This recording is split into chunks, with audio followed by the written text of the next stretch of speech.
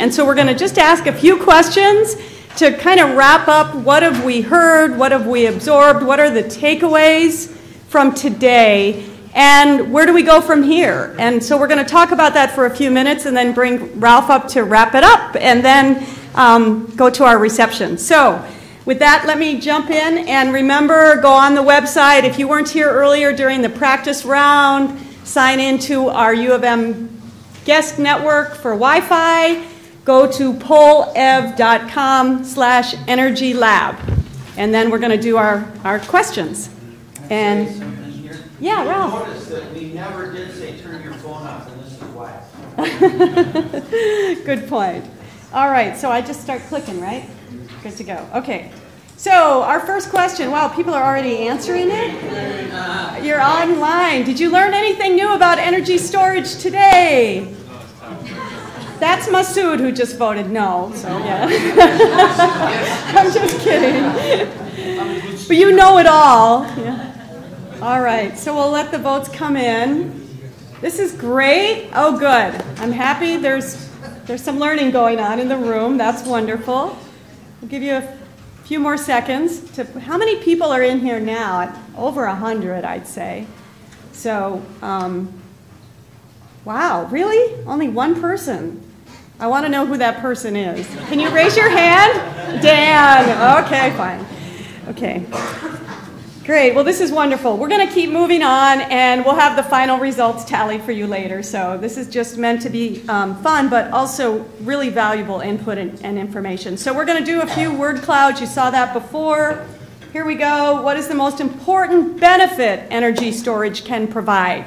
So try to do this in 3 words or fewer.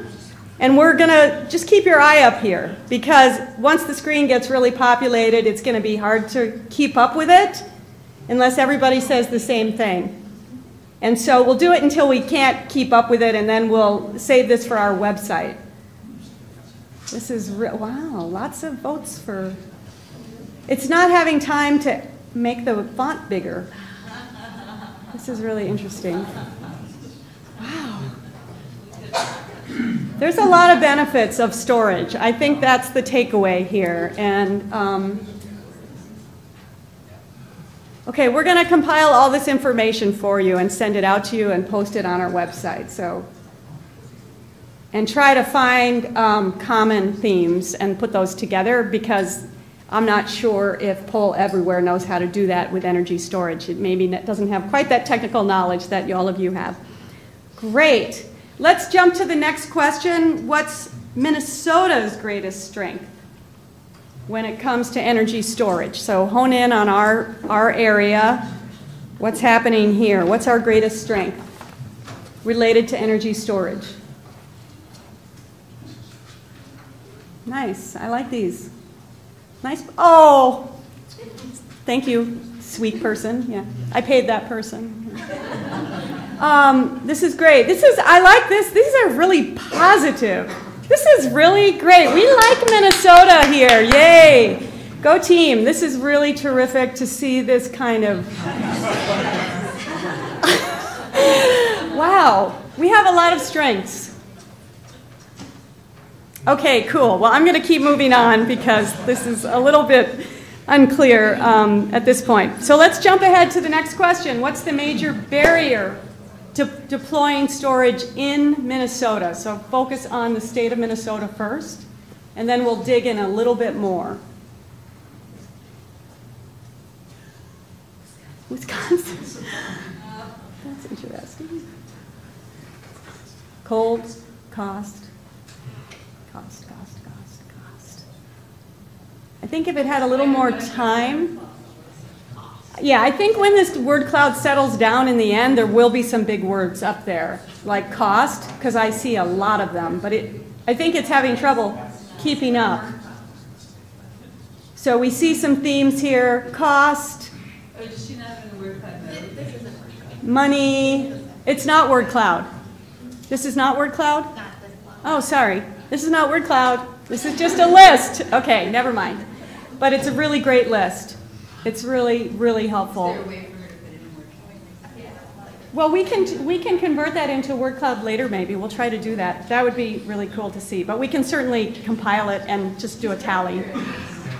So this is going to create our sum up report from this conference, and it's incredibly useful. Okay, now we're going to hone in just a bit more. Think about the perspective that you come from in your organization, who you work with, the kind of work you do. What's your major barrier to deploying energy storage from the perspective of your organization in particular, if it's different, or maybe it's the same?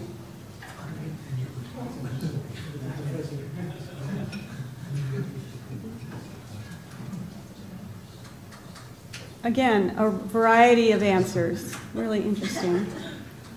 Wow. Nobody cares, but a lot of people here do care. Okay. Great. We'll share this list with you. Let's keep moving. Now, this is a kind of a pivotal question for us. So, do you think we should accelerate the use of energy storage in Minnesota?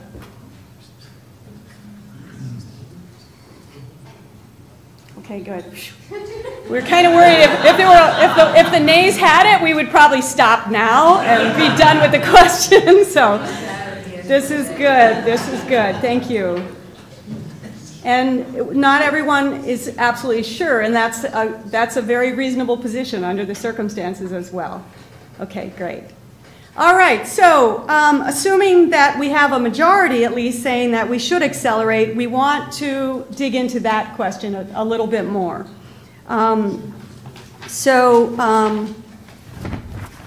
We're going to ask you, in what ways should we work together to accelerate energy storage? These are small, well, you can read them on your screens. What would be the most important activities that you think would be powerful ways to move it forward in Minnesota? This is interesting. Please know yes said yeah, we don't need to work together. Yeah, that's true. Okay, policy development is big. Demonstration projects, connect R&D with business, and participate in PUC proceedings. Those are some clear winners. Those are terrific, and some other ideas. But there's a wide array of interest here. This is great. This is incredibly valuable. So some of you listed other, I guess only 2 of you, but just basing it on the assumption that we didn't cover the landscape completely, and maybe we've missed some things, so now we're going to ask you what we missed in this list. So in addition to this question, what else can we do to accelerate storage? And this is more of a write your own phrase, and this is not a word cloud, this is a list. But what's new and different on this is whatever you put in here, you can vote yes or no, thumbs up or thumbs down. Do you agree or disagree? So even if you don't write something, you can rate the answer. So go ahead, feel free to add your own ideas, and then feel free to think of, to give input about whether you think these are good priorities or not. And so you can see that the bar to the right shows people approve of it, and to the left, not as much. Okay. Is this a scientific poll? Do we have scientists who can tell? Yeah, not really. Okay, this is terrific, and it's moving fast. So finally, we're really about to wrap up here, but with the polling.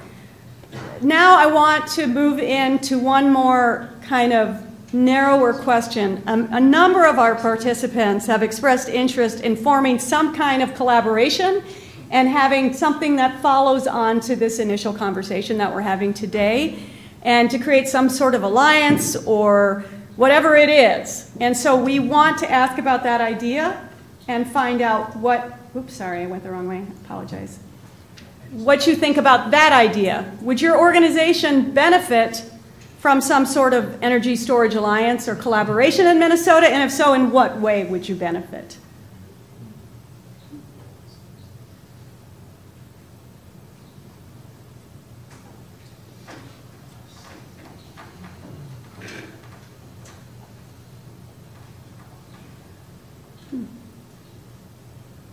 So we're seeing new market revenue opportunities, common voice for policy, and/or advocacy, leadership opportunities, new information, and analysis are leading the pack.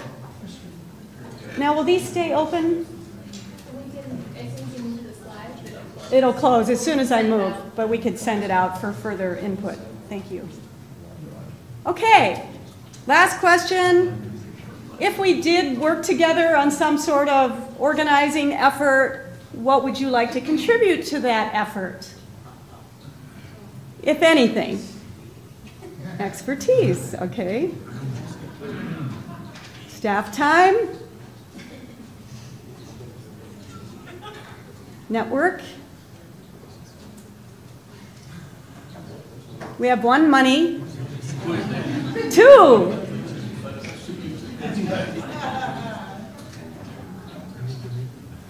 All right.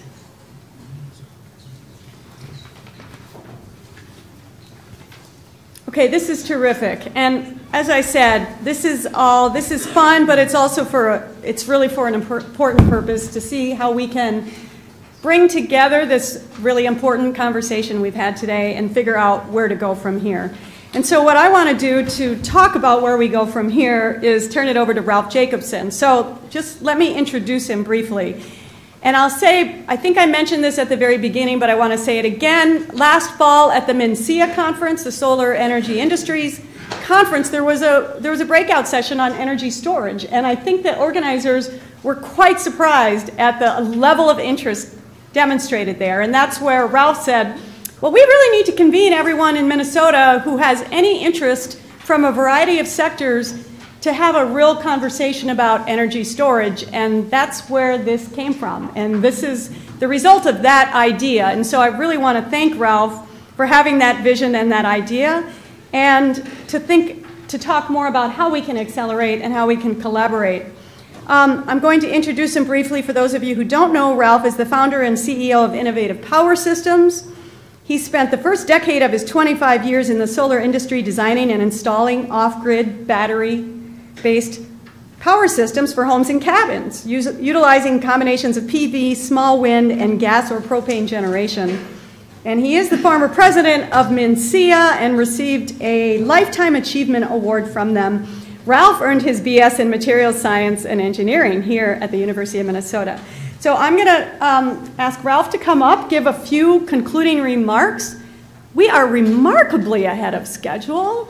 I'm just not sure how this happened, but 25 minutes? no, but you're standing between all of them. I know. And Drinks. Food and drinks for 200 people. So yeah. Okay. So please, Ralph, thank you, and we're excited for your wrap up. Thank you. Yeah, well, I am too.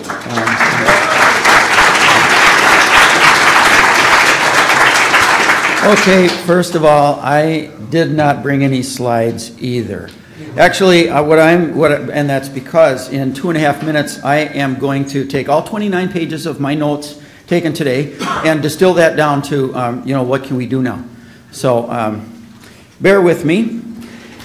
I'd like to actually start with I think what I'd like to do is take about 10 minutes. Do I get that? Okay, negotiate here? Okay. For the first 10 years of being in business, I was doing off-grid systems, like Ellen said, and when we started to see particularly German inverters come on the market in about 2000, 2001, 2002, a really abrupt change occurred in the psychology of my customers. In the 90s, it was, I'd go visit them, or I'd just call, check in, okay, how's the system doing that we installed for you? And, it's keeping the ice cream frozen in my little dorm fridge under the counter. They had very modest kitchen, accoutrements. And the compact fluorescent lights are working, and everything was good because it was a battery power system. And it's kind of by gosh and by golly. As soon as the German inverters, the Grid Connect inverters came on the market, and okay, I want to see how many tickets Masood takes. Sure. But as soon as the German inverters came on the market, and I'm saying German because they were sort of the first ones, and we started using them, my customers went from pretty good, by gosh and by golly, to, I'd be getting calls like, you said that I was going to be getting about 300 kilowatt hours a month, and I only counted 267 on my bill last month. What the heck's going on? It's like suddenly we're very precise. Remember when we used to do mimeographs, those that went to, went through grade school in the 60s, and first you get your mimeograph thing and you'd smell it because the mink smelled like alcohol, right? And then you'd read it. Well, and then the Apple computer came along, and instead of smelling it at all, you just looked at it and you said, geez, who did the layout? God, that sucks. It's because the standards just went. So that's what happened. And what I'm curious about, having watched my customer base go through that kind of psychology of their standards going up as soon as we went over to Grid Connect, no storage. Now we start adding storage back in. And what happens to the customer psychology? Does it sort of fuzz back out? So that's a question I just want to pose. So what I want to do is just distill the days. There was just so much. You really get the idea that there's a lot going on in energy storage. It's not that we have a dearth of activity. It's more, how do we make sense of it? And really, I think that's where I feel the need to organize. And the question really is, how do we organize and what are we organizing for? So I want to cover that in my comments.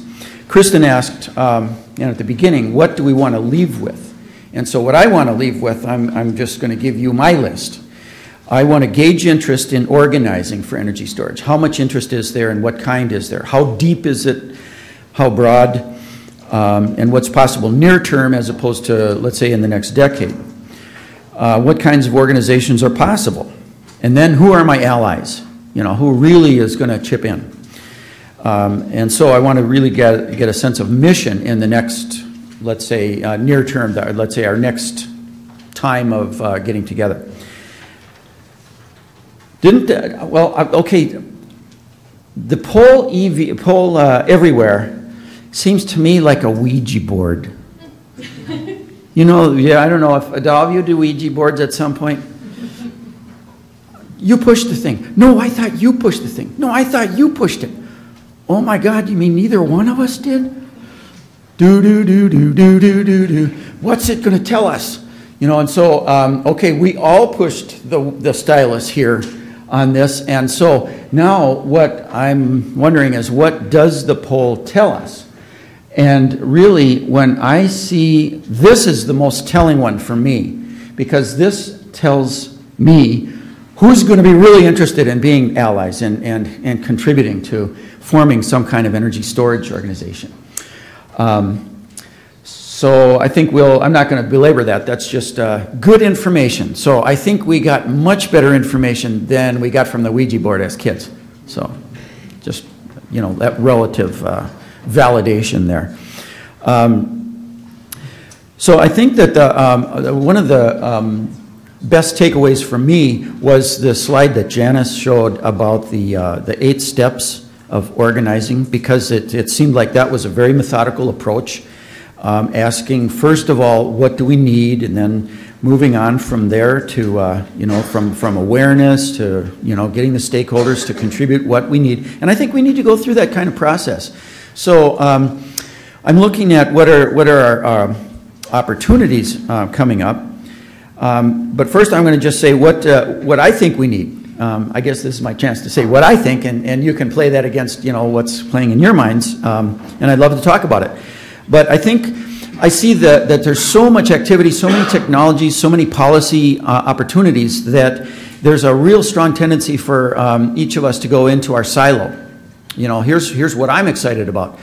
And so what I would ask for in any kind of an organization is something bigger than the silos that really brings us out of them to talk about what's going to move it along for each one of us. And an opportunity to talk to each other regularly, because we have a number of sectors represented here, and a lot of times it takes something like this to get us out to talk to each other, and I think we need to do that on a regular basis. And I see a 4-legged stool developing, and actually Al Choi said, no, maybe there are 5. But so the four-legged stool is research and development, business, government, utilities. And so this is really an opportunity for us to get off on the good footing and figure out how to talk to each other in a regular way. And it gives us a chance to do some strategizing. There was, in the last panel, there was some, or no, it was the rules panel, some discussion about state versus regional organizing. And really, that's one of the questions that I have is, does it make sense for us to organize just on a statewide basis? I mean, the university, even though it's the University of Minnesota, has a much broader reach. And so and MISO, if we really want to engage with MISO, I think we really need to think in those terms. And so that's going to be a debate, though, because it's also maybe more challenging to organize on a regional basis rather than a statewide basis. So I want to just highlight the experience that we had at MNSEA, the Minnesota Solar Energy Industries Association. John Carney, in particular, contacted a lot of state chapters of the national organization and talked with the staff people there and asked them what the barriers were that they experienced, what were the challenges, what were the successes, and really wanted to get a sense of, you know, how we should be going about it. Now let's learn from their mistakes. And so we talked about it a couple weeks ago, and he started looking for state chapters and finding that really there just aren't the kind of network of state chapters for energy storage that there are for the SEA state chapters. And so really that does kind of call the question as to whether we should organize a statewide chapter or go larger. So that's a question I'll pose as well. Let's see, the champions, yes, the champions. We need to identify the champions. That's another thing that we need. And so what I would like to do, oh, there's my box.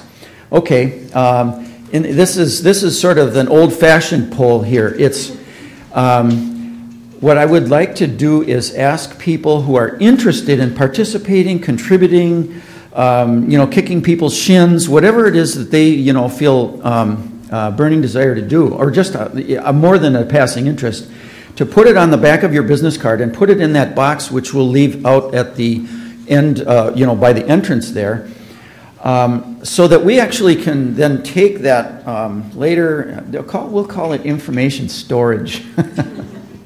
Or interest storage there, so that we can compile that. Also, I kind of looking at the next MNSEA conference, the Gateway Conference in 2015, as the next opportunity for a meeting that I see. I mean, we might do something, but Ellen did just a huge amount of work in organizing this, and this is, what, 8 months after the MNSEA conference in 2014 in November. So I think that really I'm oriented towards organizing an energy storage, what's next kind of thing. And what I'd like to do is get a committee of people together who are interested in figuring out, let's say, what are we going to do specifically in that, you know, what kind of work are we going to do? So we'll call it a working session. And with that, I think business cards in box, Minnesota Gate, or MNSEA. And John, can you shout out the dates of the conference? Is it November 3rd and 4th? Yep. Oh, I got it right. Okay. Right on the business card? Right on the back of the business card. Just 3 words. I like that concept. 3 words or less. What you're willing to, you know, either participation, what would interest you, or what you expertise, money, of course. Because we also have to think, if we are going to organize, then there's going to be some daylight hours of staff time that have to be paid for. And so that's just a little question that'll be dangling over us. Yeah. Ralph, may I ask you a clarifying question? When the Minnesota Clean Energy profile, the terrific report that came out October of last year, there was a much more systematic approach that storage was one of the components of smart grid, modernization of the grid. I know we want to get started somewhere, but do you think it's the umbrella is too narrow to just start with storage, and using what we had in October of last year, continuing in that trajectory, but having a longer term vision of where we are going, and this is only the first coalition in a longer partnership. Just an idea. That's a great statement. Thank you.